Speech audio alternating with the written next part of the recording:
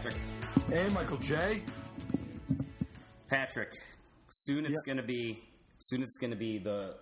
the world of solids, the world of reality, the world of there will be deck lists, and we're going to have to discuss those deck lists and how the metagame works and how Eldritch Moon fits into it. But until that point, that point isn't here yet. It's like Schrodinger's cat, man. We're still in the world of maybe. That's very optimistic of you. I love it. So, I'm going to start this one with a question. Don't answer the question yet. I'm going to come back to the question at the end of the cast. I just want you to noodle on this question, and then, we'll just come back to it at the end. Pick one card to be your dark horse card for Eldritch Moon.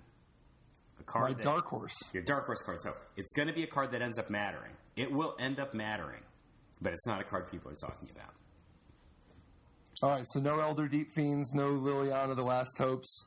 No, I mean if there's a mythic mana symbol, it's probably not gonna be an eligible one for this question, and it's gonna be one of the ones that matter. Like a dead weight or a dead weight. Like for 1 mana, you could destroy a creature and get it back with the season's past. And it's an enchantment, kind of like a dead weight. Well, the one that's better than dead weight, obviously, that's kind of like a dead weight. Look, man, is obviously the zombie one, right? I mean, obviously. No, you got a noodle on this one. I'm not talking about sleeper because if you would have to be insane to think that Dark Salvation. The Dark Salvation, which is the double X spell to make zombies, that doesn't constitute a sleeper, man. Well, so I hope that's not your answer. Oh, it's not my answer. When I give my answer, you'll be like, oh, this is a good answer. I predict you think my answer will be a good answer. So, dude, I think Dark Salvation is definitely a reasonable place to start.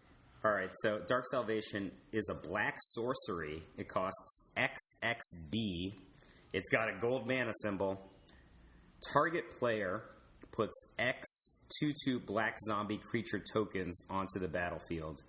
Then, up to 1 target creature gets -1/-1 until end of turn for each zombie that player controls. So, if you just cast it for B,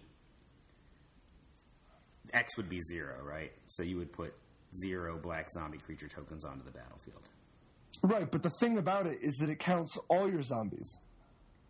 So if you just have 3 zombies in play by turn 4, it's just a 1 mana -3/-3. It is. And that's not the only option. I mean, you can spend 3 mana and get a 2/2 zombie and a -4/-4. Or if you just don't have any zombies, if you're just playing out, I mean, sometimes you might just go turn 2, play a 2-cost zombie or a 1-cost, play a zombie on turn 1 or 2, and then on turn 3 you play Dark Salvation, kill their Jace and get value, get a 2/2.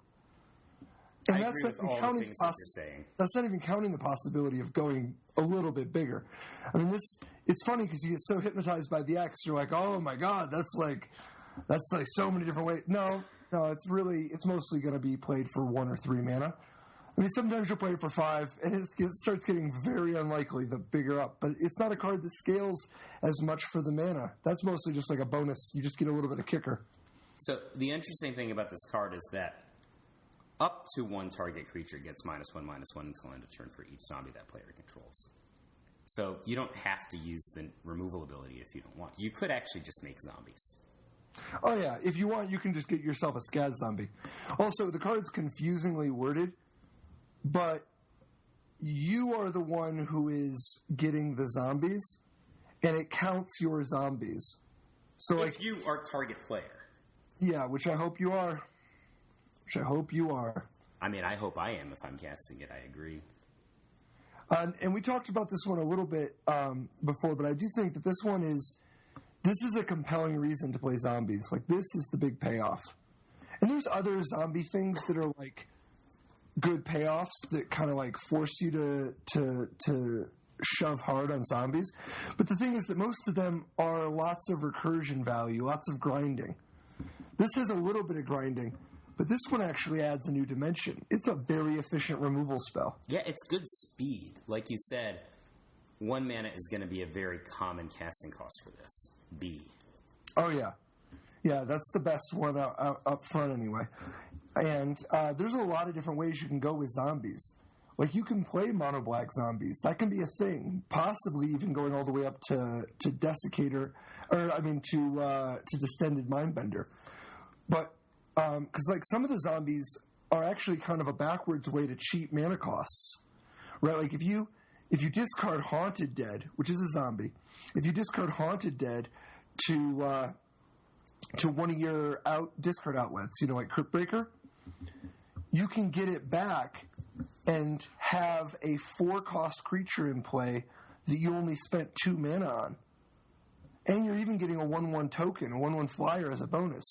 And that saves 4 mana. So if you go turn 1, Crypt Breaker, turn 2, discard the Haunted Dead to make a zombie, turn 3, get your Haunted Dead back, and then turn 4, you can actually just play Distended Mindbender, sacrificing Haunted Dead. And you don't even need to hit your land drop.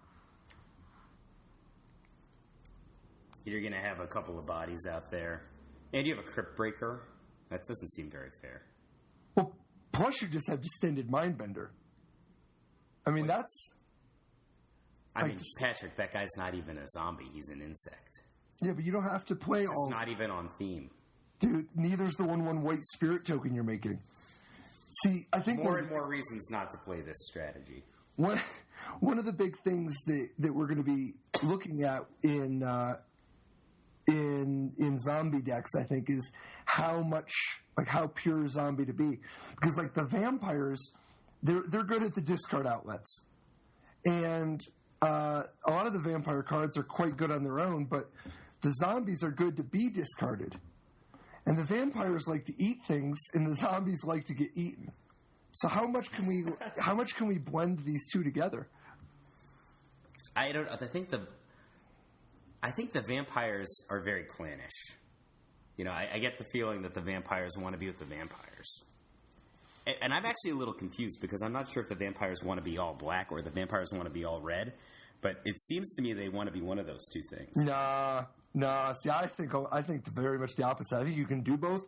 But I think the single most likely way for vampires to turn out to be good is black-red. And you know why? Why? Bloodhall Priest. You can play mono-red splash Bloodhall Priest or mono-black splash Bloodhall Priest. Either way, splash Bloodhall Priest. Dude, look at this card. It's 4 mana, so 2 black-red for a 4/4 vampire that has madness of 1 black-red. And when it enters the battlefield or attacks, if you've got no cards in your hand, it does 2 damage to target creature or player. How are you not into the new Inferno Titan, man? I mean, this card is pretty spectacular. He's very Obstinate Baloth-ish, right? Like, he's a 4/4 for 4, and he can come into play if he gets discarded.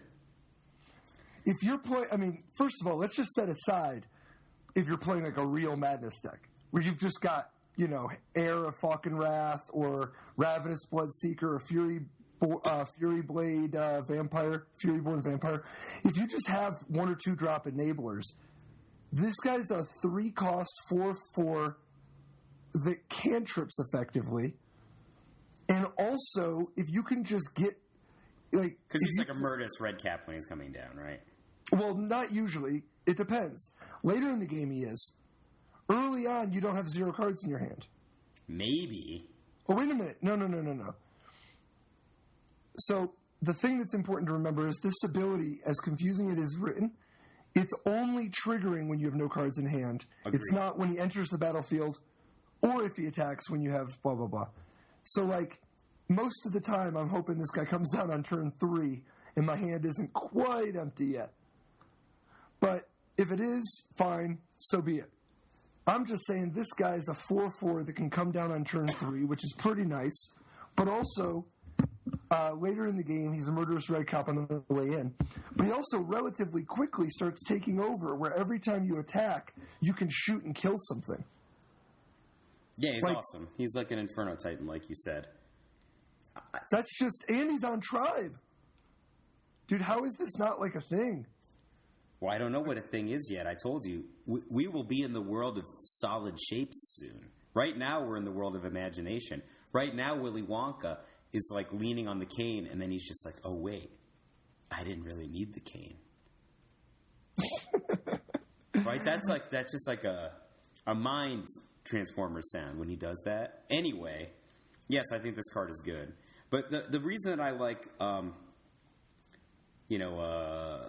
solidarity in colors of vampires is just, I mean, call me caca, but that triple black madness vampire is just unreal to me. I want to make sure I can touche it. Like that is like some kind of vampire. But I mean, I don't know. I guess if I just have like 8 dual lands or in like 1 mountain or something, I can probably support another insane card in my mono black vampire deck, splash 1 red. See, I think Valderan Pariah is like, oh, I'm playing vampires and I mean vampires. I think that Bloodhall Priest is, I'm playing madness and I mean madness. I think it's crazy because they're both madness vampires. So, oh yeah, either one could be saying either thing. Oh yeah. Although actually, on the madness vampires tip, I don't think mono red vampires actually offers like a whole lot tribally. You have like you do get like Stensia the is it Stensia Bloodhall or whatever where the Masquerade Stensia Masquerade where all your guys are going to have first strike and you're getting +1/+1 counters on all your vampires every time they hit your opponent. I guess that's something. I was just thinking about it because of like the 2-drops. That if you play, wait, that's not vampires though. That's not tribal. That's just mono red aggro. That's madness. You're saying? Yeah, that's madness. That's madness. I mean, there's just not a need to stay vampires. There's not even like a real. I mean, you have Falkenrath Gorger, so that like you can backdoor a little bit of extra value sometimes. But like the cool thing about mono red madness or vampires or whatever is that on you between Insolent Neonate, Ravenous Bloodseeker, and the Fury Blade Vampire, you've got a lot of ways to reliably madness on turn 3. You know, like whether you're doing like incorrigible youths or getting crazy and like sideboard. I mean, getting crazy and splashing the Bloodhall Priest. You can put in some work. Like the red vampires are going to come out fast. What do you think about Fury Blade Vampire? I think this guy is going to be awesome, but I'm not sure. Like he seems kind of terrible, also, but he's also seems kind of awesome. Well, that is kind of a full range. I think Fury like for real. Like he's like spectacular, maybe. I would guess that he's a trap. I would guess that this is just like the 1/2 that gets +3 every time you play a sorcery or instant. What's the guy's name? Kiln Fiend? Kiln Fiend. That guy was a murderer. Right, and a trap. Fury Blade Vampire is a murderer and a trap. This card is going to hit so hard. It's going to steal some games. It's going to be so fun to brew with. It's going to be the best card in a bunch of really bad decks. Well, I would definitely play it if I were playing like a red base madness deck. I just don't know that this is really what you want to be doing. Like, what are you hoping to play against if you have a Fury Blade Vampire? I know what you're saying, man. I've sleeved up a lot of Koth of the Hammers over the years. You know, it's like this is the best card in a really bad deck. Dude, that card was great, though. Yeah, it was real. It was often the best card in the deck. I'm just saying that Fury Blade Vampire percentage of the time, Koth of the Hammer was the best guy in the deck. Fury Blade Vampire is going to be. It hits for a lot when it does its thing, while also powering out your. It wins on all the axes. My God, is it just begging for a 2-for-1 though? Right? It doesn't do anything unless you're discarding cards. It doesn't even really do anything then. I mean, it's just like 1 power, like 1 power trample. Like, it's just. But it's I think so bad great. It is great because it's like when everything is. It's the card where you look at it and you're like, how. Like you look at this and you're like, I can imagine how this could go very right for me. Oh yeah, like it's crashing for 4 while destroying a creature or something, or dropping an arrow. It's just something that's important to know is when you discard Incorrigible Use to your Fury Blade Vampire, you can still attack with the Incorrigible Use that turn. Oh yeah. Oh yeah. So that's just 8 right there. Oh yeah. Yes. The thing is, like, it's so restrictive. It's only at the beginning of combat that you can use this ability. It does have virtual haste, though. So if you play Fury Blade Vampire, if you just need to, you can just go turn 3 Fury Blade Vampire and then Fiery Temper something to save mana. I'm not saying that's like some great play or something, but it's a tactic. The Fury Blade Vampire doesn't get to attack. But it does let you discard a card for no value with haste. I mean, you could have just cast the Fiery Temper for the mana that you're just No, but the Fury Blade Vampire is in play now. Oh, yeah, I get it. You've got a 1/2. Dude! We got a 1/2 that has the liberty of discarding another card next turn. Maybe. Dude, I'm just saying that Fury Blade Vampire, you're not in it for it being good. That's not what Fury Blade Vampire is about. Fury Blade Vampire is in it for being great. I mean, you're in it for the humiliation, right? You're retiring players with Fury. Yes. Fury Blade Vampire, I think, is definitely the epitome of the card you, like, as long as you're just not thinking about your opponent at all, like what they're doing, or in any way imagining that you're going to play a game of Magic someday. Doesn't matter. Fury Blade Vampire is a fantasy come true. So what you're saying is it doesn't matter if Paulo Vitor Damo de Rosa or random kid from your store on Friday Night Magic is sitting across from you when you have Fury Blade Vampire in front of you. Either one is the same. No, I'm saying that Fury Blade Vampire was made for goldfishing.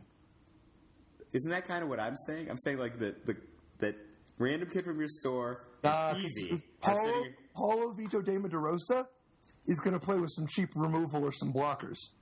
Like Deadweight? Because Deadweight would be awesome against Fury Blade Vampire. Yeah. Remember we mentioned Deadweight earlier. I've noticed that. I've noticed. So I'm just saying that if you're playing one of these strategies, I'm guessing your Bloodhall Priest, assuming it survives, is often going to be in Inferno Titan mode. Because you ain't got no cards. Your cards don't do anything unless you're discarding stuff. Just discard them all. Let's go. I mean, have you ever played against one of these mono-red vampire decks in Standard? I mean, even pre-Eldritch Moon? They never have any cards in hand. Like, their removal is all Lightning Axe. Yeah. I mean, like, sometimes they go, like, Lightning Axe, Fiery Temper, or, like, Lightning Axe, Incorrigible Use, and it's, like, pretty good. It's, like, 2 for 2, basically, when they do that. But they don't have any cards, right? Like, a lot of the time they're in top deck mode, and then they have to draw a card, and then draw another card, and then they take an action. Because they couldn't take an action just from drawing a card. That's fair. So here's a really crazy speculative madness card. Prophetic Ravings, red enchantment aura, enchant creature. Enchanted creature has haste and tap and discard a card to draw a card. Think about this one for a second. Well, I like haste. I do like haste. Haste is great. I like tapping and discarding a card to draw a card. Do you have to discard the card? Yeah. Like, if you have no card, it doesn't work. You do have to discard the card if you want to use the ability. I mean, this card might just get played because of our haste. Correct. People have used 1 mana gain haste before. This card has a lot of upside in addition to gain haste. How many madness cards do you need to trigger before you've made a profit? What's the name of the profit? One? Is it like an Enchant World? It's just R, and then everybody has haste? Yeah. Andrew Cuneo played that in a Pro Tour before, because his deck was just fast. If you play Prophetic Ravings... Yeah. On your... if you just put Prophetic Ravings on your Fury Blade Vampire, you can just get in there for 4. And you still get to discard a card if you want. I mean... I don't know. Like, what if you put it on your Ulamog? That might be good. Well, so that's part of it, is that if you're playing a Reanimator deck, the main thing you're going to do with Prophetic Ravings, I don't actually think Prophetic Ravings is as good in a like dedicated Madness deck, although I think that the decks that'll use it could actually have a little bit of Madness in them. I think it's for a Reanimator. If you have a Reanimator deck, you might want Prophetic Ravings as a discard outlet. You might want it just to like be a really fast way to get stuff into your graveyard. But you also might want to have the backdoor option of, well, I can actually just put this on my Reanimated Fatty and destroy you. And in addition to like the ability to use it on Reanimator Fatties, it's an aura.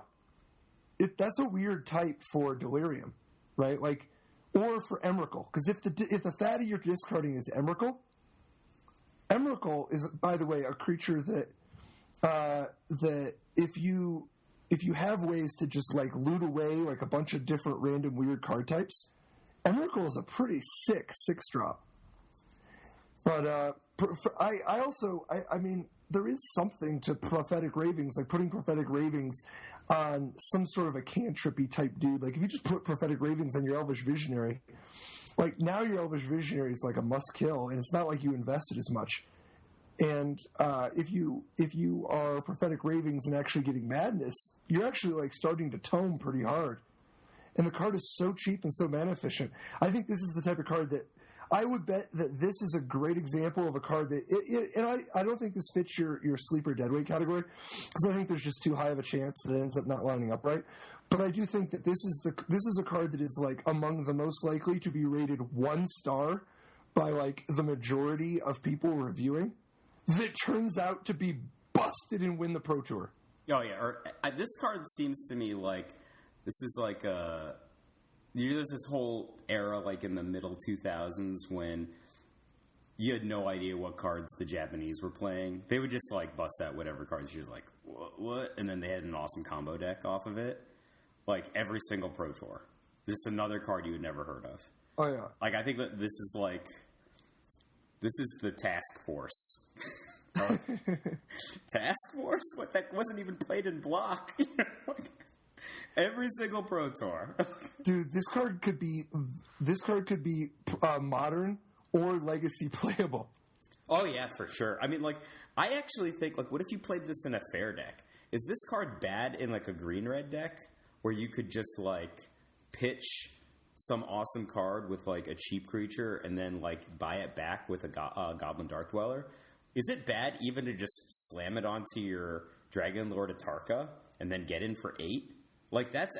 Especially if you have a discounted Dragon Lord Atarka because you natural ordered it up. Like, I don't know. I think you might be right. This card seems okay to me. Like, especially if you're going to play cards like Elvish Visionary that have very little value once you use them, right? Like, you cast it, it's a card, you use it to get a little bit further through your deck, and maybe you use it as a speed bump. Maybe you use it in concert with cards like, what's that one I always love? Evolutionary Leap. Like, you could be doing something like this, but this, like you just said a few minutes ago, it gives it text all of a sudden. And in fact, it gives it text in a way like, if you start discarding cards like Exquisite Firecraft in a deck that has buybacks, like, it actually matters quite a bit sometimes, you know, depending on the opponent.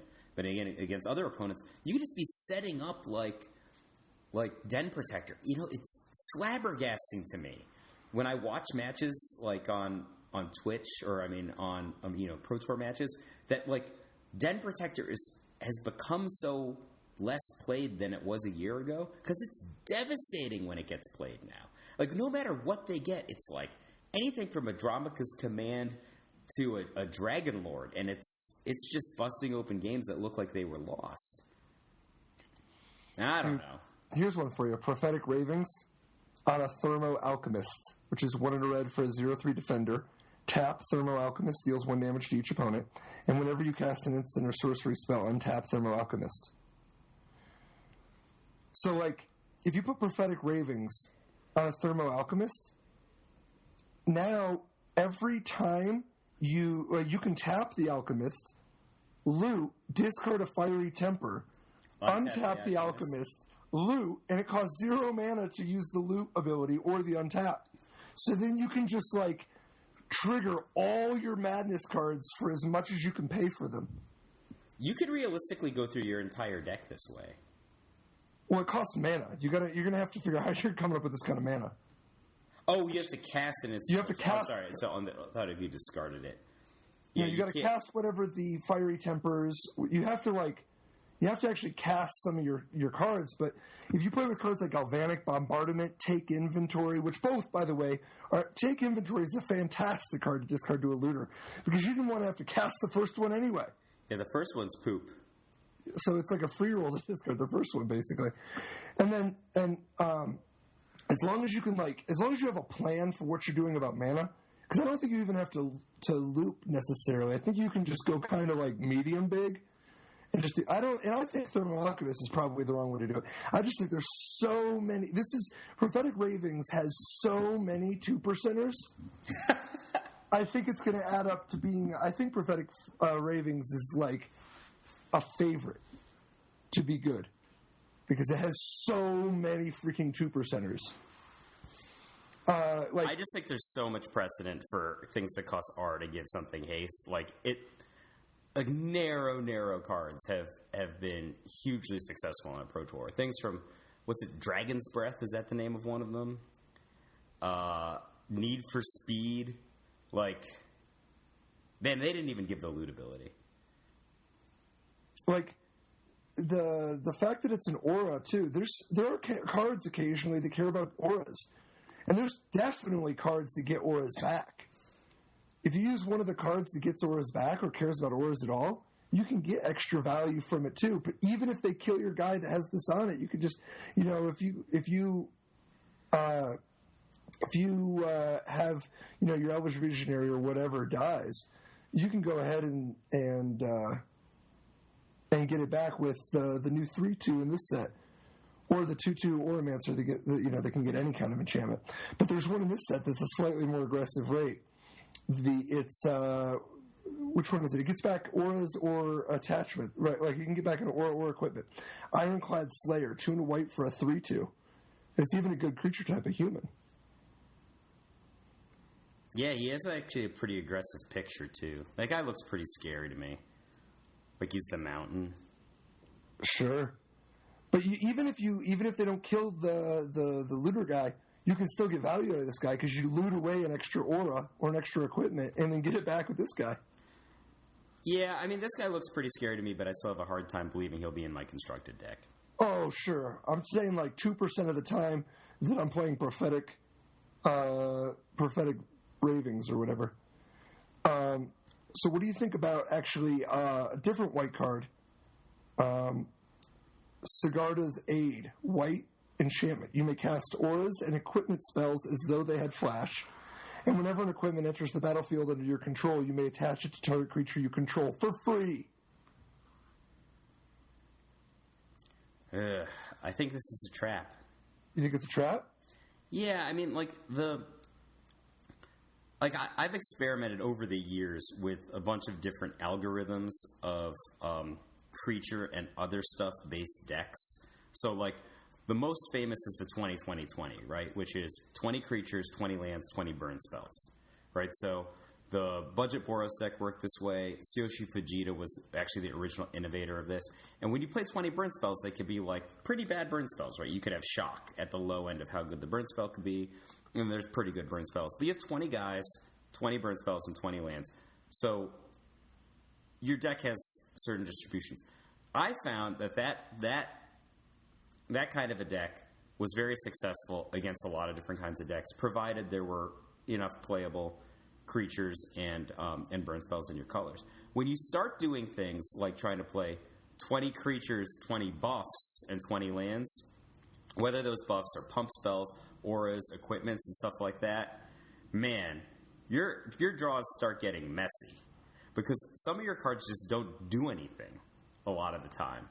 And I think that the card that you just quoted actually just exacerbates the kind of bad draws that you would get when you're playing that kind of... And of course you don't have to play 20-20-20, right? I'm just saying, this is a potential template that you can work from. I just think that, you just get into the zone where a lot of your stuff doesn't work a lot of the time.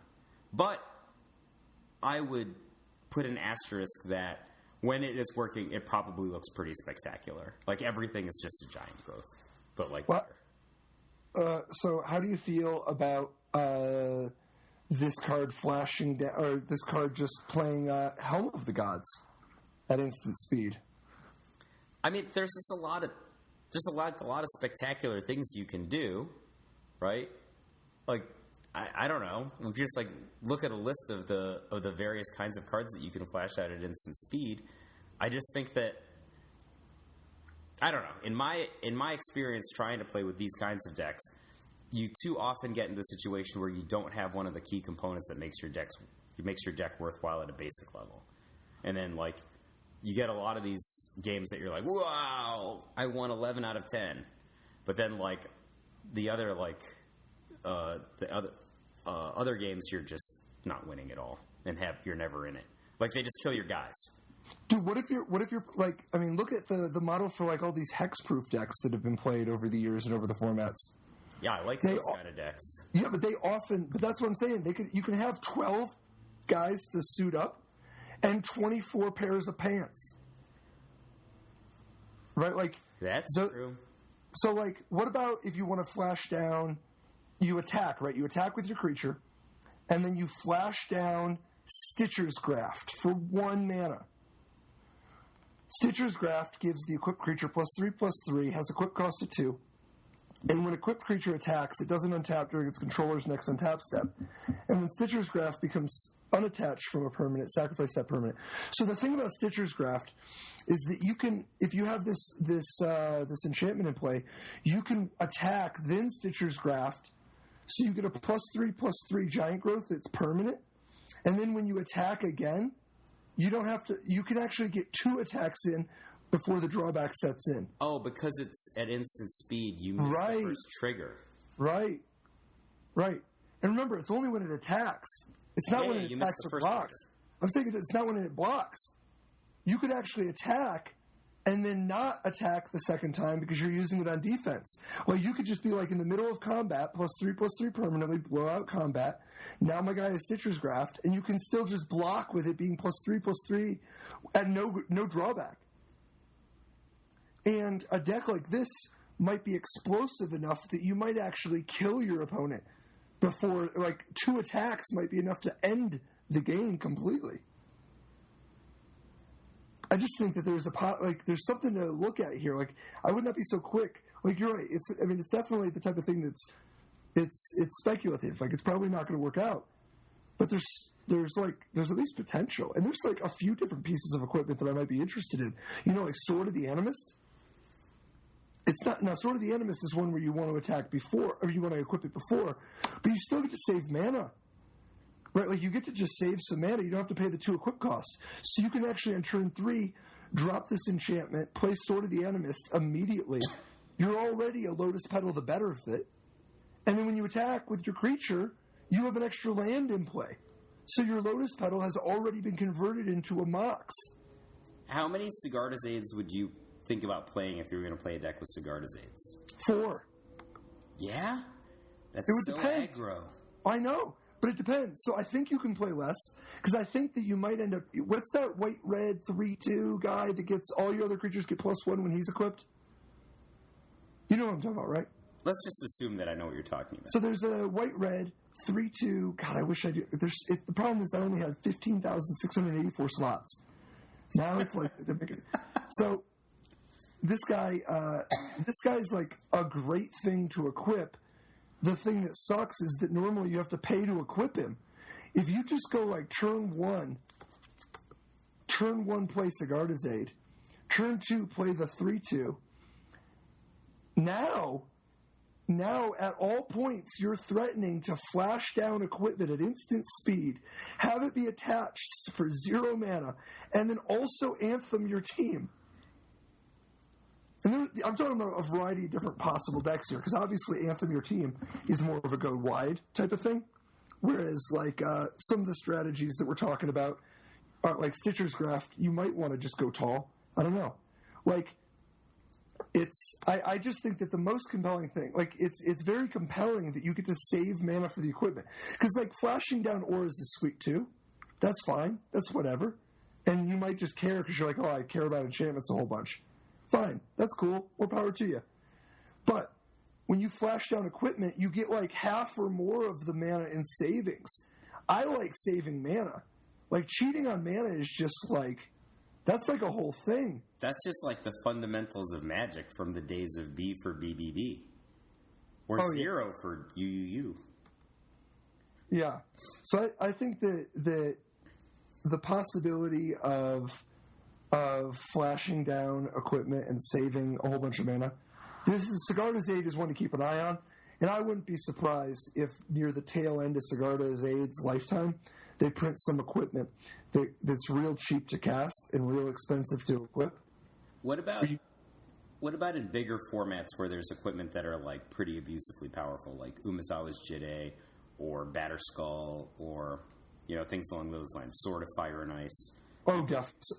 Do you think that this is going to have like some serious play in a larger format context? So I don't think that it'll work in Legacy, because I think that in Legacy the power is just too high. People play too much removal that costs 1 mana, and they have Force of Wills. And the things that reward you for playing equipment, you usually only play like 2 pieces of equipment in your whole deck, right? Because you've got Stone Forges, right? Right. So like in Sigarda's Aid in Modern though, you can like flash down a Sword of Beast and Famine after blocks.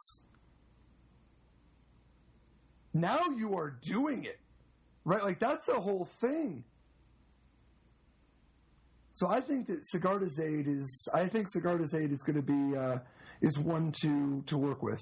I think that there's something there. I think the key, plus in Modern you can do stuff like play Pure Steel Paladin. Pure Steel Paladin lets you equip things for free also, right? Pure Steel Paladin, man, that brings me back some memories. Incidentally, I don't want to talk about Hall of Fame right now.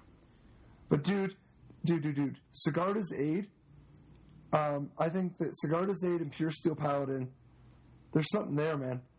But I don't know. That's just something to keep an eye on. In terms of slightly less speculative, ventures, I guess. What do you think of Collective Effort? 1 white sorcery. Escalate, tap an untapped creature you control.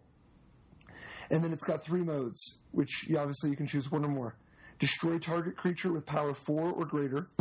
Destroy target enchantment. And put a +1/+1 counter on each creature target player controls. So, I think the biggest knock on this card is that it's a sorcery. Right? So, it's not tricky because you can't do it during combat. I don't know. I'm cool on this card. Oh, yeah? Yeah. Are you very warm on this card? Well, I wouldn't say very warm. I would say medium warm. I want a Collective Effort in one of those +1/+1 counter Hardened Scales decks. Because, like, having a way to, like, because you got to remember, this doesn't require extra mana to do the kicker. Oh, no. Yeah, you just need guys. So, like, you can get, like, some serious card advantage in addition to just being on theme. Because, like, 3 mana +1/+1 your team isn't, like, some insane thing. But if you're playing a deck of things like Hardened Scales or Hangerback Walker or Avatar of the Resolute or any of that kind of +1/+1 counters matter stuff, Collective Effort is like a very versatile card, because normally those decks suffer from the experience you were just describing, where they're like, okay, well, here are my 20 guys that care about +1/+1 counters, and here are my 20 cards that put +1/+1 counters on my guys, right? But like Collective Effort has a little bit more of the Dramoka's Command experience going on, where it is on theme, but it is also doing multiple things. Like if you just play a Hardened Scales on 1, a Hangerback Walker on 2, an Avatar of the Resolute on 3, on turn 4 with Collective Effort, you can just do like everything. Like you can kill your opponent's creature or their enchantment or both. And then just like commit an extra like 4 power to the board with like extra resiliency on the hangerback walker. I don't know, because I just think that so this is in modern that you're doing this though. Yeah, and maybe that's just too underpowered of a thing for modern. But I just think that if there's some way to take advantage of collective effort on that front, it might be exciting. But the reason I was saying that it was less speculative, because that's the speculative part. The reason I think it's less speculative is I think you can just put this in an always watching deck. Because, like, I think you can just, like, want to have a bunch of creatures that are, like, 2 power, sometimes up to 3 when they're always watching, where you're like, okay, my opponent puts down one big creature, I want to be able to get it out of the way. It's actually just really important to get this creature out of the way. And so, like, you can collective effort to get it out of the way. You can also use collective effort to destroy your opponent's always watching. But you can also use collective effort to destroy your... Well, I'll get to that in a second. I was going to say your own demonic pact. But you can also... The fact that you can anthem your team while also removing a blocker, and all you had to do was tap one of your creatures, that's like a very exciting upside, right? Like, you miss out on 2 damage, but you also often get the 2 damage the same turn because you're just permanently pumping your whole team. You can also put the +1/+1 counter on your opponent's creatures. Like, let's say their only creature's a 3/3. You might just randomly need to kill their guy. I mean, that's a very small thing. Oh, that's kind of hilarious, actually. Right, like, that's a cool play. But collective effort is also a card that you can use as another backdoor way to kill your demonic pact that does other things. I mean, right? You had me at demonic pact. Like, anything that'll allow me to try to play demonic pact, I'm happy. Oh, yeah. Because I think demonic pact is going to be... That demonic pact only has 3 months left of legality. But, like, that's a good thing because the fact that you can now play Harmless Offering... Oh, yeah. Donate. You only have to play... And I think one of the things I see everybody doing right now that I think is slightly misguided is everybody just has 4 Harmless Offerings in their Demonic Pact decks. Look, that might be right. That might be right, but it doesn't have to be. You can play 4 Dark Petitions.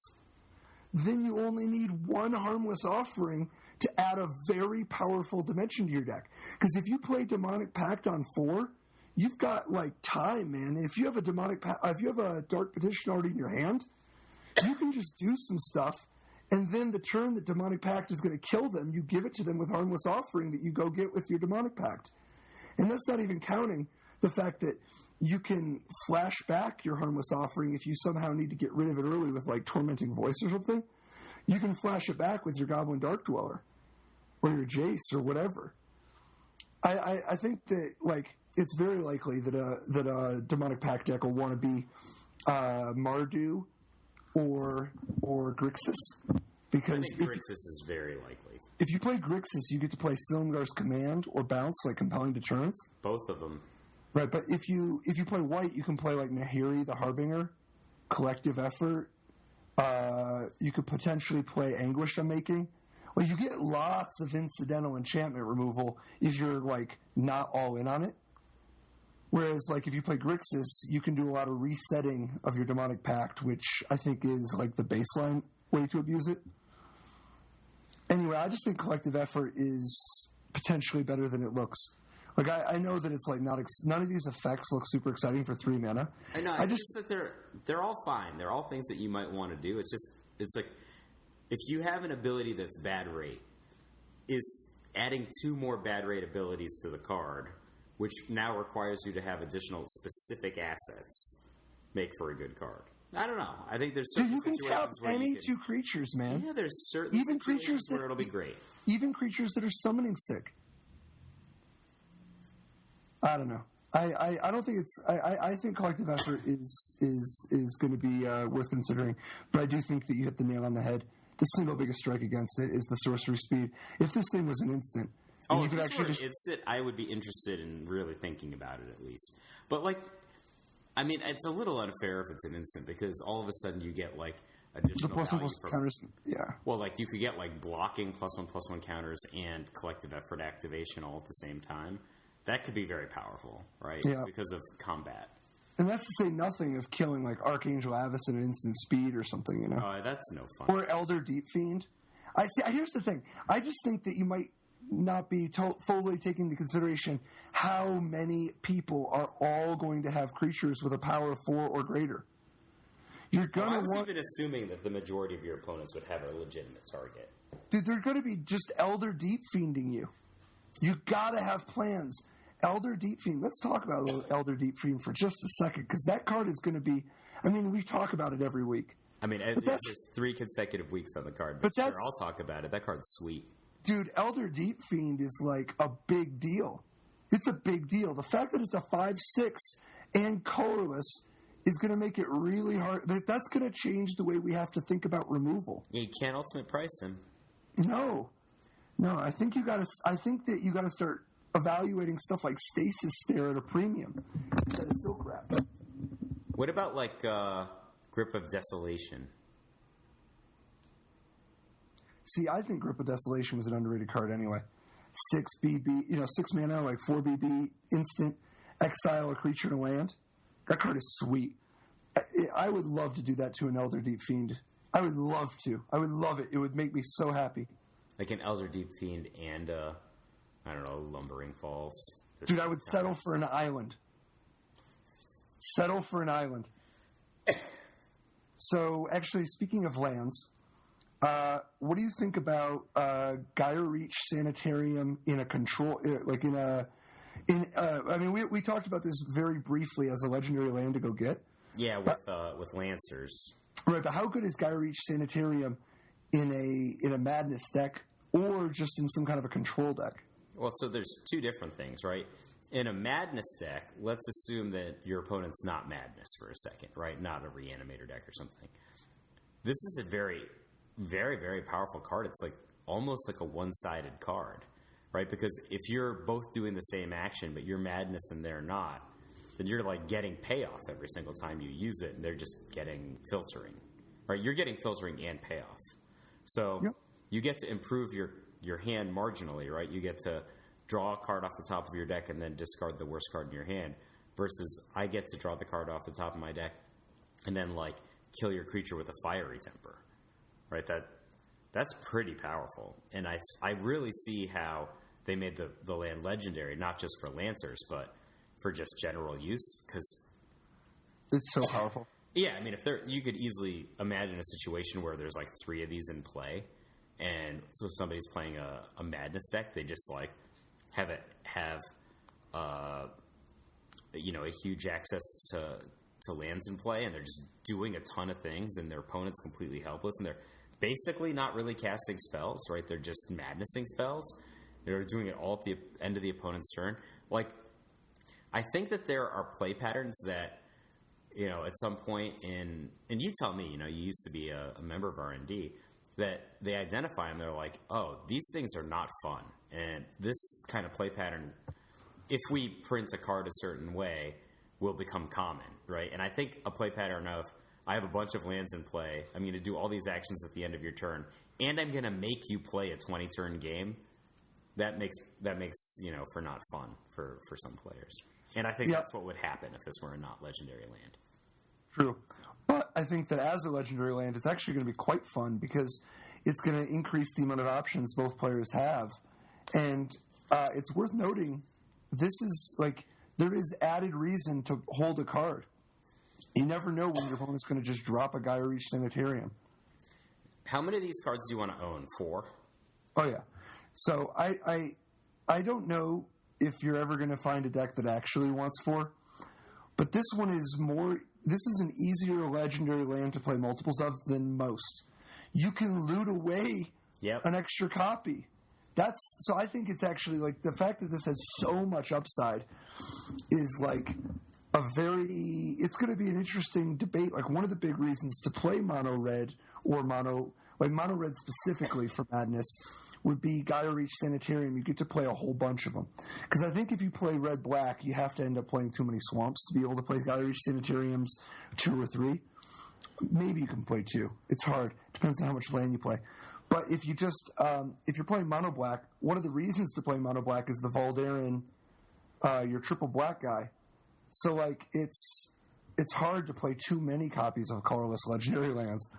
But I think you can play a couple. because they're just so good it's powerful. with Madness cards. Just so good with Madness cards. One way you can cheat around it is to utilize a spell slot for Gyreach Sanitarium. But then, you're changing your likelihood of becoming mana flooded a little bit more often. So what do you think about Lupine Prototype? 2 colorless for a 5/5. It can't attack or block unless the player has no cards in hand. So the first thing that my eye goes to on this is like it's a player, right? It doesn't have to be me, right? So right. That gives it some additional layers of potential use. For example, let's say that you were a slightly slower deck, or maybe a very slow deck.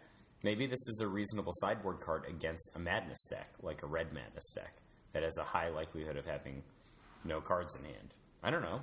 It seems like it would line up pretty well against a 1/2 creature that only works when you're discarding. You could put it in your Madness deck. You could.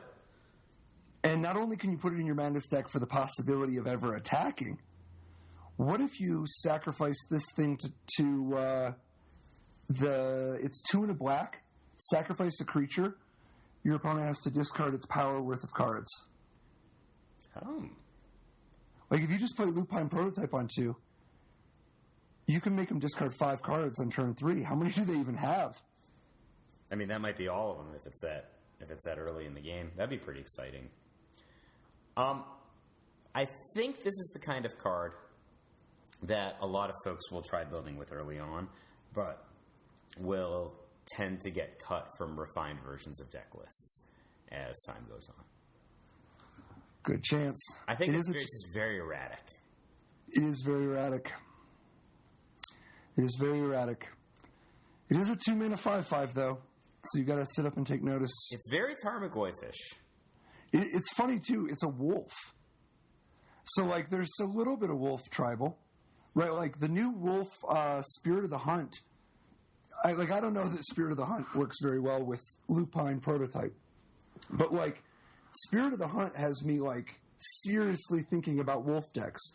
It's 1 green for a 3/3 flash. It's a wolf spirit, so it's even, like, got 2 creature types that are on. But it's a 3/3 flash. When Spirit of the Hunt enters the battlefield, each other creature you control that's a wolf or a werewolf gets +3 toughness until end of turn. And it's a 3/3 flash for 3. Like, we already have some experience with Wolfear Avenger, right? But instead of having 2 mana to regenerate, Spirit of the Hunt has AoE pump your team. So, like, pump the rest of your guys. So it can actually, like, save your whole army. It can save all your wolves from, like, a Languish. Yep. Or a Radiant Flames. And it's a 3/3 wolf, so it's on tribe. I don't know. Between this and the fact that the Howl Pack Resurgence, 2 and a green from the previous set, from Shadows over Innistrad, it's a flash enchantment to give all your wolves and werewolves +1/+1 and trample. But the fact that you have these 2 different incentives, that it's not like that's an overwhelming amount. But the thing that's attractive is that you have enough wolves that you don't have to play any bad cards now. You have, at the one spot, you have 2 different wolves that are, Village Messenger is, like, not insanely good, but it's also not insanely bad at all, right? And then Kessig Prowler, the new one, is green for a 2/1 werewolf horror. You can pay 4 and a green to transform it into a 4/4 that can't be blocked by more than 1 creature. I think that card is, like, it's spectacular-ish. Green never gets these. Yeah, like, I just think about, like, Wild Dogs, right? Like, that was a pretty good card. And it did very well for green in its Stompy era. And this card is just so much better. Yeah, green doesn't, like, you just, like, a wolf deck is often, by the way, going to just be in the market for, like, any, like, if you have any incentive to play wolf at all, you're like, okay, well, that can be enough to tip things over quite a bit. Because, like, For instance, a Flash Anthem that gives all your guys +1/+1 and trample is like better than an Anthem would normally be. So that is a reason to care about the Wolf type.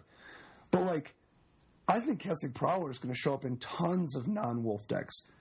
Like, this guy's just like good. You just put him in a red-green beatdown deck just because it's like, dude, I was already in for like Falkenrath Gorger.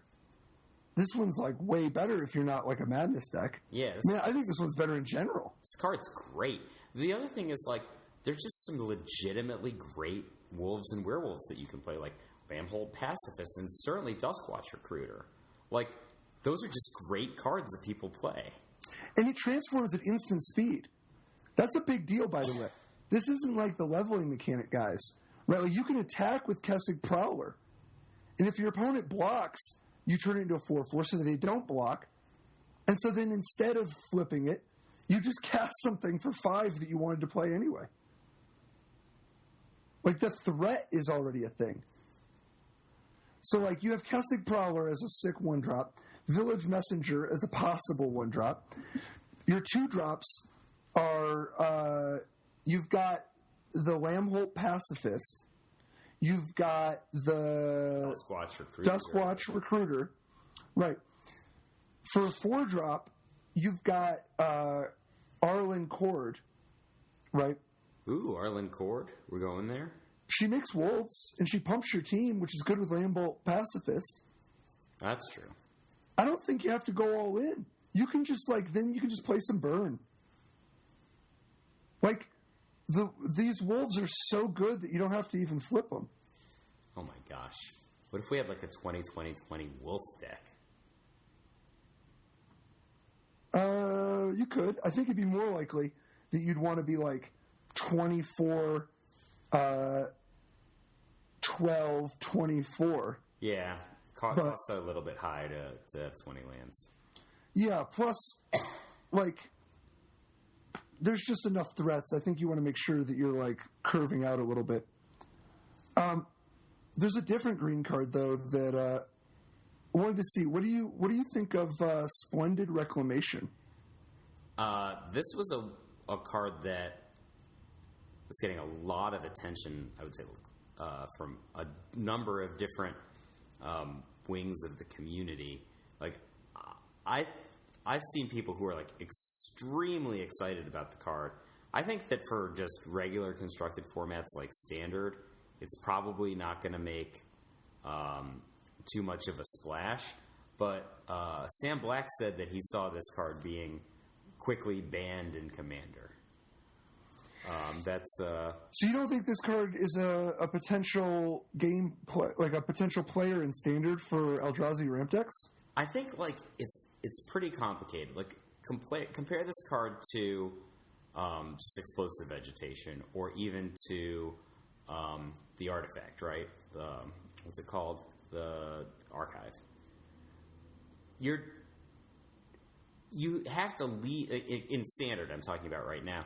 You have to lead on something along the lines of Evolving Wilds to get any value out of it on turn 4, unless you have some other cards, which you could have, like Vessel of Nascency or something along that lines, that's just dumping lands or other cards into your graveyard incidentally.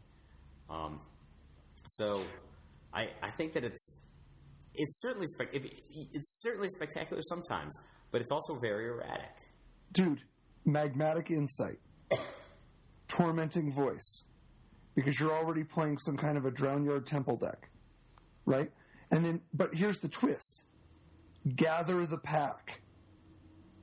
If you just gather the pack on turn 2, like, you're going to dump a couple land into the graveyard, and it's easy to hit a creature, right? Because you could just have in your deck, like, enough creatures. Dragon Lord Atarka, Worldbreaker, Eldrazi, like Ulamog, whatever. You have something, right? But, like, between Evolving Wild, Magmatic Insight, Tormenting Voice, maybe, Gather the Pack.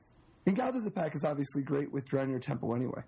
But, like, it's not very hard at all to imagine having 3 or more land in your graveyard by turn 4 when you Splendid Reclamation. Right? Like, if you Oath, and now here's a different direction. If you're just playing with like Jace or Oath of Jace or Epiphany at the Drown Yard, like stuff like that can dump all kinds of lands in your graveyard. See, I think Splendid Reclamation isn't so much about the fact that you can play it on turn 4. That's like great, right? Like that's like an important part of it is the fact that you can turn Splendid Reclamation into an explosive vegetation or better. You can do much bigger. On turn 5, you might put 6 land into play. Oh, that's pretty awesome. Right, like you could just, like what if you Collective Defiance, discard your hand and draw a new hand? What if you just have a lot of land in your deck? What if you have ways like Nissa's Pilgrimage that flood your hand with land and you just have any way to discard them? Or what if you discard things to Chandra? What if you have any amount of self-mill? Like, it doesn't take very much self-mill at all for this to go really big. What if you can sacrifice your lands profitably? So, am I to take it that you think that this card is going to be splendid? I'm going to be working with this one quite a bit. I think this one is... I think this card is a lot more of a natural balance than people are giving credit for. No, natural balance is a big, big man. This card is a really important card to keep an eye on. It might not ever come together because it's not like natural balance is like destined for greatness. It ended up being pretty powerful. It did. So what if you have Noose Constrictor, the new Wild Mongrel? Yep. You can just get your land, any land in your hand, you can just get in play for free. That's pretty cool. Right? Like, that's just a bonus. And you get +1/+1. Yeah. Noose Constrictor is pretty sweet, by the way. Yeah. Maybe there's some kind of a funny, like, madness deck that's like, because maybe, like, imagine if there's like a red-green madness deck. I want Noose Constrictor to be like the best 2-drop in Standard, but I'm just afraid that the world has evolved to the point that Wild Mongrel isn't a dominant 2-drop anymore. We'll see. I think Reach is a pretty good ability. What do you think certainly better than changing colors right now. Yeah. What do you think about Foul Emissary? 2 and a green for a 1/1. When Foul Emissary enters the battlefield, look at the top 4 cards of your library. You may reveal a creature card from among them, put it in your hand, put the rest on the bottom of your library in any order. And whenever you sacrifice Foul Emissary while casting a spell with Emerge, put a 3/2 colorless Eldrazi horror creature token onto the battlefield. I mean, this guy's like very on the nose, right? Like, they tell you exactly how they want him to be used. Oh, yeah. And he's, I think he's perfect at his job, honestly. Right? He costs 3, so, untap, add a land to play, so you go 3 to 4. He's just perfectly, slotted for the key emerge guys that we've been talking about the last 2 or 3 weeks. Yeah, either Elder Deep Fiend or Distended Mindbender. Yeah, both of them. But both of them. And then also, he works with Wretched Gryff. He works with Decimator of Provinces. I mean, it's so well. Because this guy's not just a 2-for-1, he's a 3-for-1. Because, like, you put him down, and you get this body, and you get this card, but you sacrifice the body to your Emerge, which you had to do as part of the Emerge thing anyway, so you needed a body. But he also gives you a 3/2 then, that's already in play, so you save the mana. It's weird how he costs too much mana, but that's actually awesome. Like... That, I think, is just, it's kind of strange. But then when you want do him it... to cost 3. You don't want him to cost 2.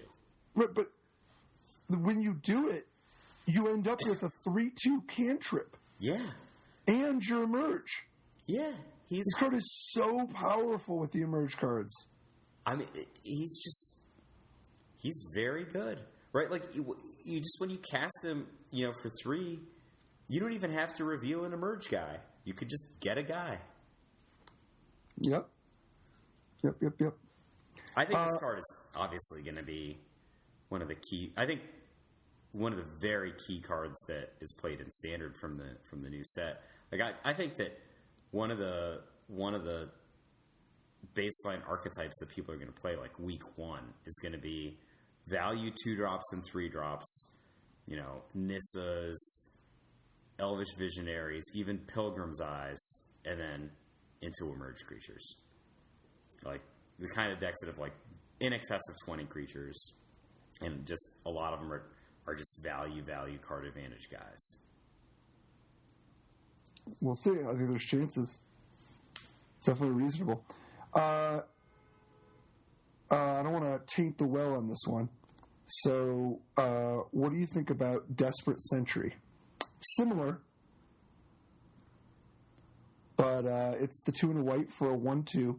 When it dies, for any reason, put a 3/2 colorless Eldrazi horror token onto the battlefield. And Desperate Sentry has Delirium of +3/+0, as long as there's 4 more card types.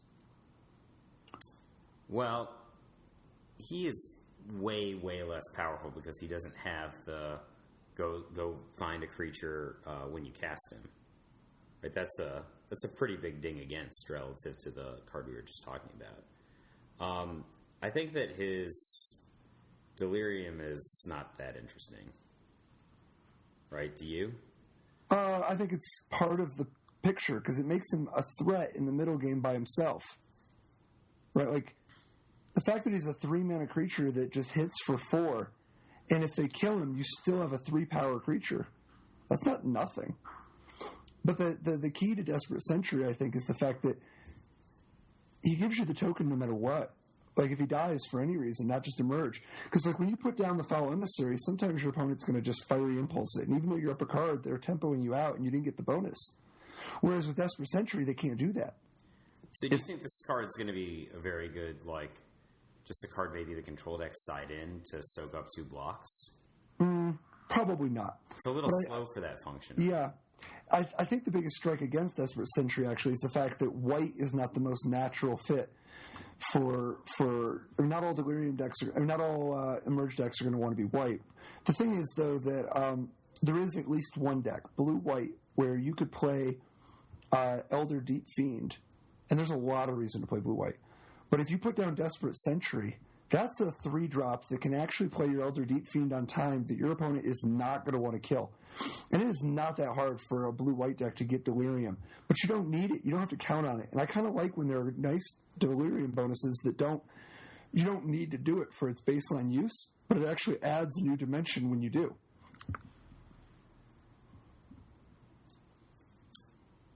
I'm still very cool on this card. All right. Well, what about Providence? There's a white card. 5 white sorcery. You may reveal this card from your opening hand. If you do, at the beginning of the first upkeep, your life total becomes 26. Then the card's text is your life total becomes 26.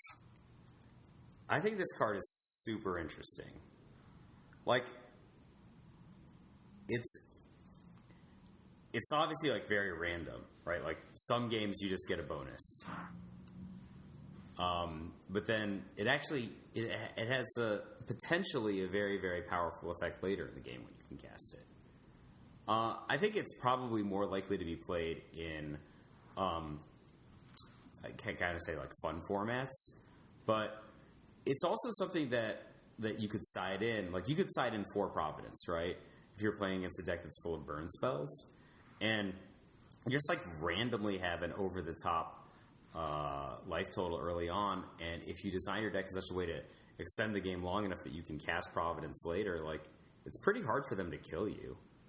The only question I would have is this the best way to go about gaining a bunch of extra life to fight against burn?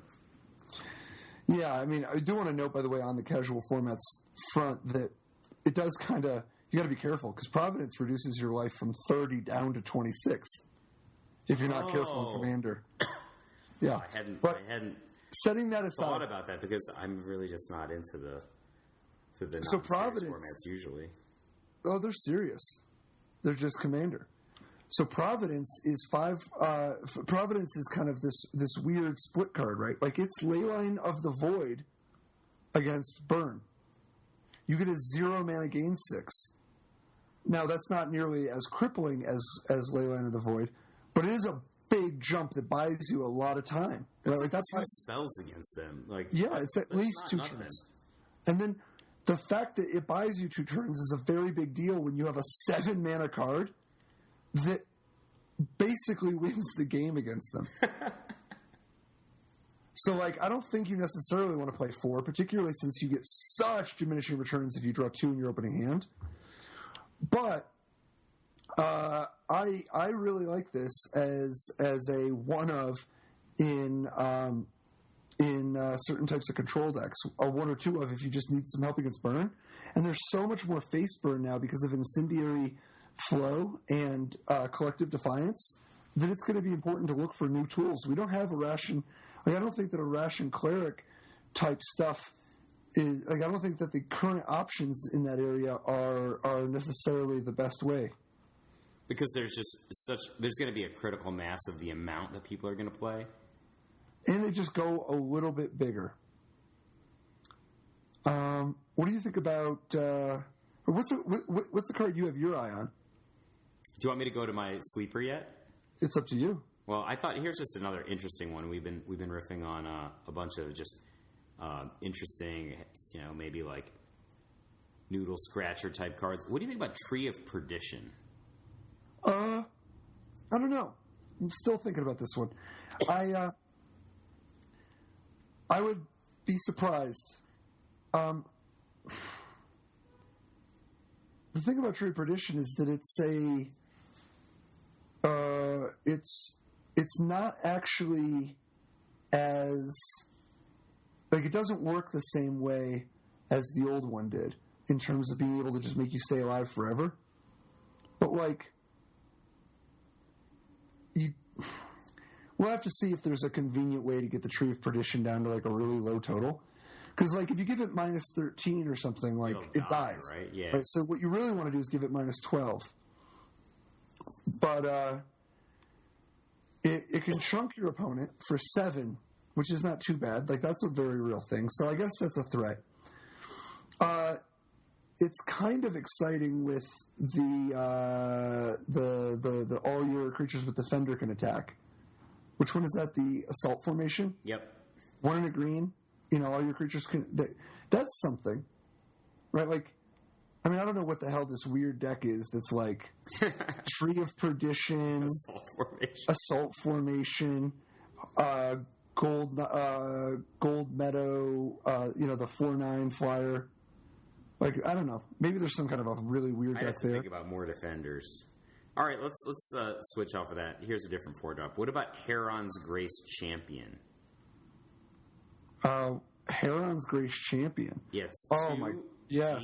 for a 3/3 flash lifelink. When Heron's Grace Champion enters the battlefield, other humans you control get +1/+1 and gain lifelink until end of turn. Oh yeah. I think this card single-handedly creates the need for there to be reason for a white-green humans deck. It's a 3/3 flash lifelink is not off by very much. It's pretty bad in some matchups, but unbeatable in other matchups. Right. But then the fact that it +1/+1's your team in lifelink at instant speed, that's absurd.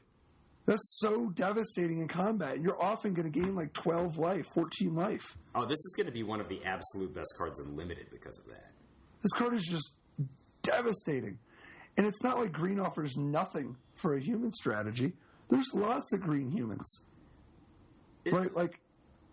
Oh, yeah. This also card has, Virtual Haste, right? You can play it at the end of the turn for a control deck. I just don't think that's the way that you're going to do it. You can Simeon Grunt somebody with it. You can Simeon Grunt somebody with it. You do got to... if you do it just to, beat down, though, if you do it at their end step, you're losing the pump. And, a lot of the time, not always. Sometimes you'll want to do that anyway. They sweep the board, and then you're okay, well, I'll still flash this down and just ting your Planeswalker. But, you're usually going to want to either get the damage in because you're doing this guy in combat, or you're going to get the damage in because you're doing it when you're I guess combat on defense, either offense or defense. Hamlet Captain, though, is another green human that gives a real... I mean, that's another big reward for humans. 1 in a green for a 2/2 that when it attacks or blocks other humans you control get +1/+1 until end of turn. Yeah, I think you're right that white-green humans deck has a lot of tools now.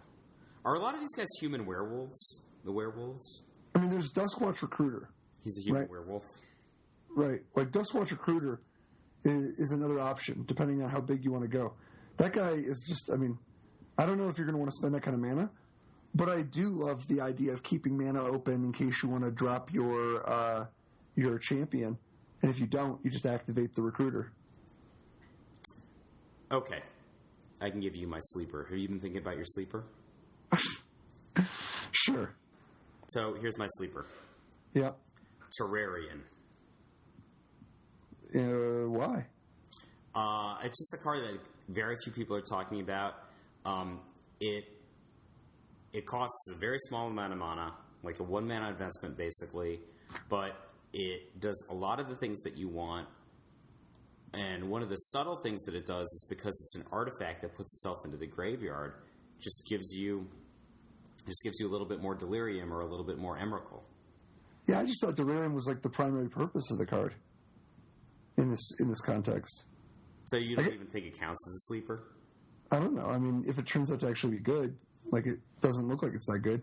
It looks like it's like a totally reasonable way to help with Delirium. Like, I'm just worried about the fact that you have to it enters the battlefield tapped. So you're spending a mana now, but you're also down a card for the full turn cycle. I do like the fixing though. That's not trivial.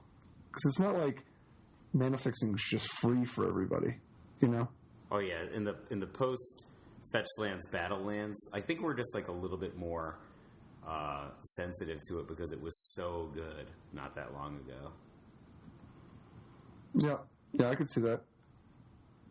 Yeah, we'll see. I think that one will show up a little bit for the exact reason of just Delirium. I just don't.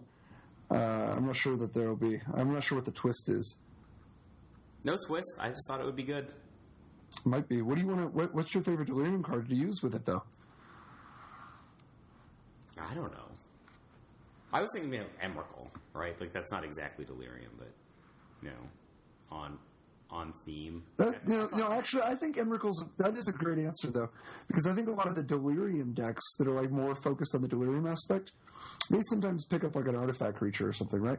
Whereas the Emrakul stuff, you could want Emrakul and actually just be hard pressed for artifacts. I think that's common if you're going to play Emrakul in a control deck, and I think Terrarian is a pretty natural use of your first mana in a control deck. Especially if you're in a situation where you might need black, and blue, right? And maybe another color in the mid game. I don't know. I think the fixing, like you said, it matters. And you got to get your black for that vampire. I doubt they're in the same deck ever. So what do in terms of a sleeper? What do I think is a sleeper? Because some of the other cards I just don't think are sleepers. Grapple with the Past. Seems like a great way to help fill your graveyard, and I'm real into this stocking the graveyard at the moment. But I think that a lot of people are onto that one. I don't think that could count as a sleeper. And I think that I like a lot of the really popular cards like Tamio or Spellqueller. Let's see, what's one that the people are sleeping on, huh? Because we already talked about Niblis of Frost and all that. Oh, which Niblis of Frost. That just doesn't count as a sleeper. Everybody, people know. They don't know how good it is yet, but they know. God. You want to talk about Spellqueller for a second? We haven't talked about that card yet, have we? Oh, wow. You make a good point. We should talk about the best card in the set. That card is wow. Right, so it's... Sure, that's my sleeper. All right, your sleeper. Your sleeper is a card that everyone knows is going to be good. 1 white-blue for a 2/3 spirit. Well, it apparently doesn't have enough abilities. It's got flash and flying. I mean, just flash and flying. We might be talking about this card, right? Probably not super excited to play it, but maybe Flash is a pretty good ability. Flash, flying, 2/3 for 3. When Spell Queller enters the battlefield, exile target's spell with converted mana cost 4 or less. When Spell Queller leaves the battlefield, the exiled card's owner may cast that card without paying its mana cost. Like, this thing, it says spell. It doesn't say sorcery, right? You can stop anything from a Nissa to another Nissa to, I don't know, could you just, counter Gideon and then, Ting come in and kill their other Planeswalker? Yeah, that's a thing you can do with Spell Queller. It's sweet. I don't know. And it's a spirit, right, for Rattle Chains? Yeah, I mean, this card's absurd. You think best card in the set? Yeah, I don't know. It's in the running. It's going to be too many. So many of the good cards in the set are contextual, and Elder Deep Fiend is also pretty sick. But I also think that it's going to be the world is going to end up being so different that we're going to be a little surprised at what turns out to be more of a top 10 versus a top 5. It's certainly going to be an A to A plus, depending. It's a 2/3 flying flash that whenever the spell is delayed by a couple of turns, you easily pay. I mean, how much mana do you have to net to make a 2/3 flying flash worth it? And that's not even counting if you eat something as a backup mode, as a backup, doing it as a Necrotal. The fact that you can delay a spell for a turn or two. Can you just imagine eating a Nissa's Pilgrimage? Right? How disruptive that action is? Oh yeah. And a certain percentage of the time the Spell Queller never dies. Because you just go turn 3 Spell Queller, counter their thing they really wanted, you untap, and now your mana's untapped. So you can do stuff like Rattle Chains to protect your Spell Queller. I think this will come up less often, but not zero, that you can use Spell Queller in concert with Eldrazi Processors, right? So that the card that's exiled just isn't exiled anymore. Yep. Yeah. Yeah, and that's the fact that you can reset the ability is also whether you're using it in the processor style strategy you were describing or just in a blue-white spirits deck or blue-white control deck, whatever, blue-white tempo deck. If you blink your Spell Queller, you can exile something else, and when you blink it, they get to play whatever that spell was, but that spell might not always be useful, right? There are going to be times where your opponent plays a removal spell, and you no longer have any other creatures in play. You could that are eligible targets for it. Now it depends on which removal spell it is. It could be maybe it's ultimate price or something. I don't know, but your Spell Queller might blink, or no, even better. What if it's a legend? Your opponent plays a legend or a planeswalker or something, right? And you Spell Queller the first one. Now when they play a second one, you actually get to free roll the blink. But there's also going to be awesome, or just a chump, even whatever it is. But there's also just sometimes you just upgrade what you have blinked, right? You countered a Nissa's Pilgrimage earlier. Now you blink it, counter the Chandra, and now they get the Nissa's Pilgrimage. Oh, so they're totally cart before the horse at that point. Exactly. And I just think this card is going to be such a sick tempo play. There's going to be so much to playing this format that involves understanding and mastering the Spell Queller battles. I mean, we already talked, even weeks ago that we thought that blue flyers, whether it's mono blue, blue white, blue red, is going to be one of the top archetypes. Well, I think it's blue white because I think Spell Queller is just so much better. Now that we have Spell Queller as an option, because there's so many sweet things that they have options. I don't know that even the right way to build it yet, because you could, how much are you spirits, how much are you control, how much are you tempo, because you can play a fairies game quite well. It's a little weird how much they gave the tools for fairies, because Mausoleum Wanderer, blue for a 1/1 flying, that it's the Judge's Familiar, right? Like, you can sack it to counter an instant or sorcery unless they pay X, where X is its power.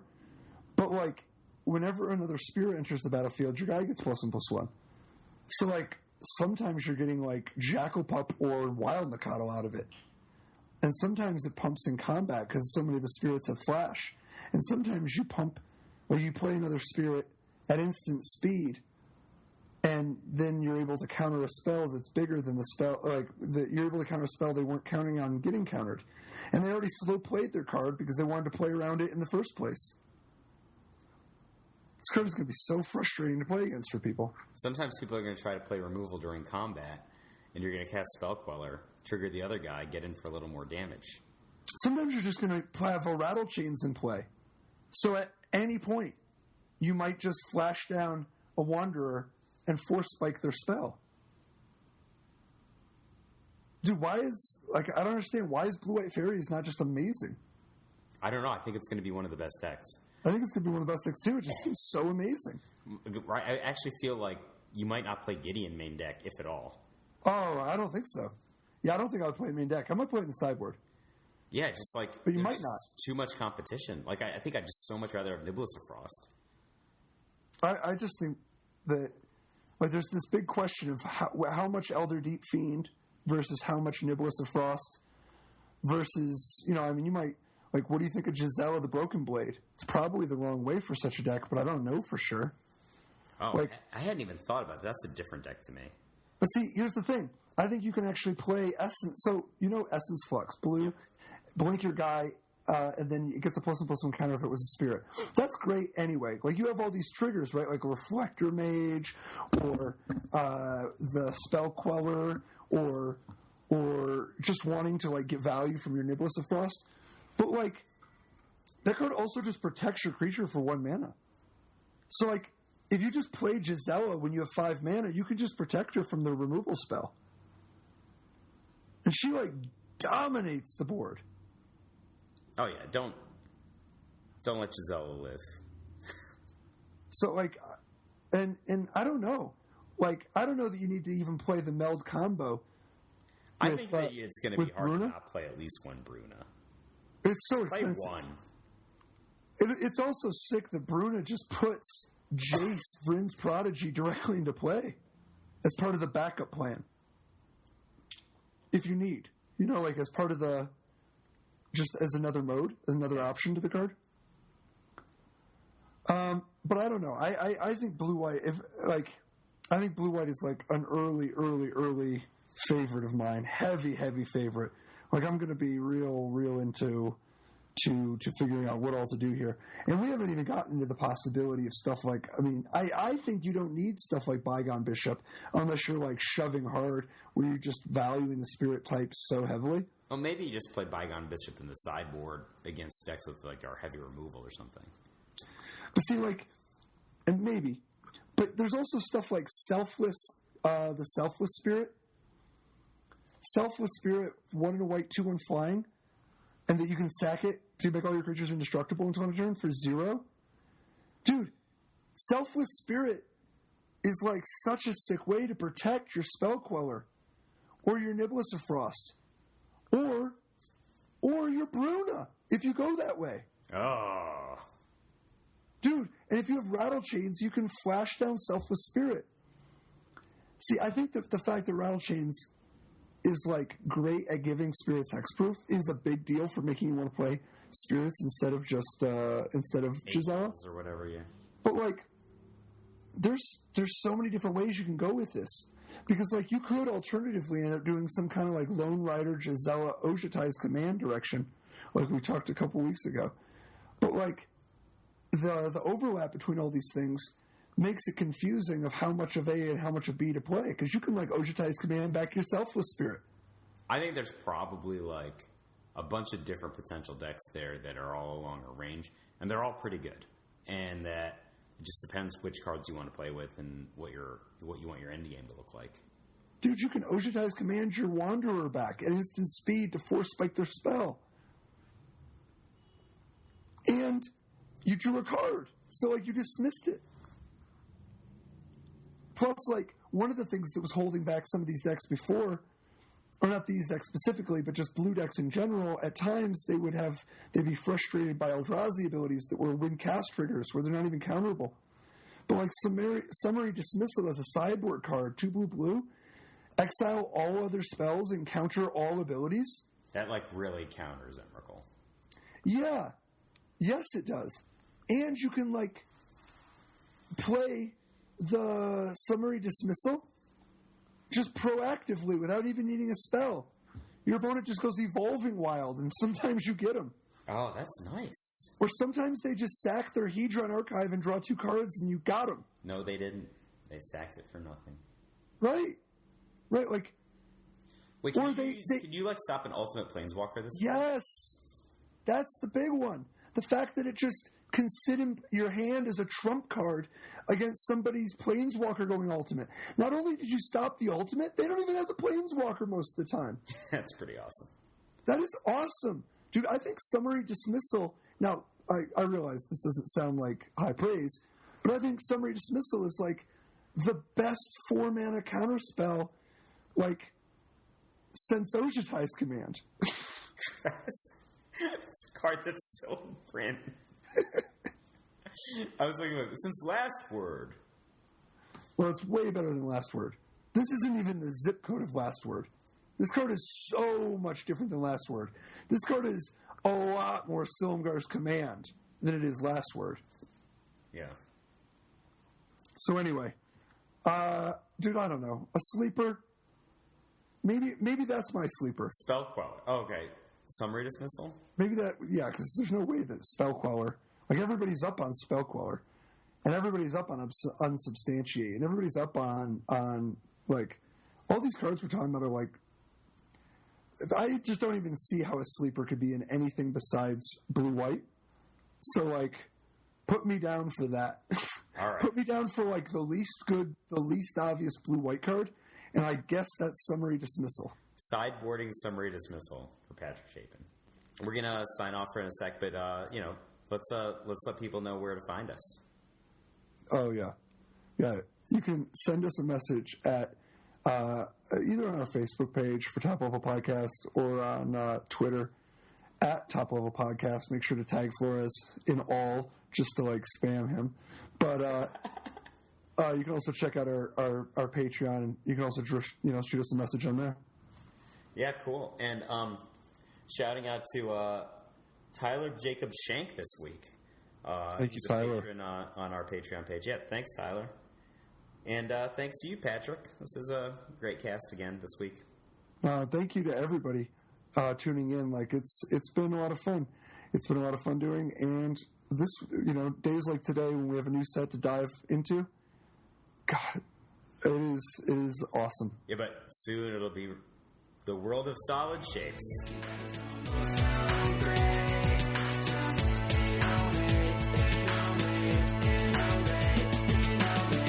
Life didn't work so great. Tried to play dredge for jail or hate. Ghostly prison waiting for my untapped phase. Your core trapped in amber stasis days. Lost a lot of friends, got left behind. Had to find a way not to lose my mind. Trapped in a vault with nothing but time. Parents and my friends were the key to find. Magic gave me purpose and drive. The game, the love, it kept me alive. Visions of better weather.